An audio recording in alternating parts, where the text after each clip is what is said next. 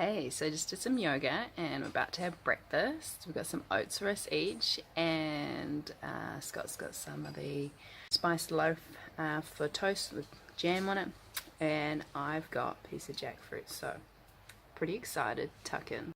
And I also wanted to let you know that I got the jackfruit from a person that sells coconuts normally in Port Antonio, and they got the jackfruit from a place called Moortown, and that is inland of where I am, where Port Antonio is. Well, I'm not in Port Antonio, but I'm not too far down the road.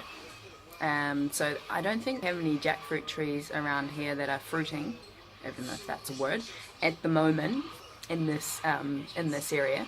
But yeah, I just want to let you know so that you don't think that there's jackfruit everywhere in Jamaica, but there are some areas where you will find jackfruit, and it will vary obviously from what time of the year that you are here.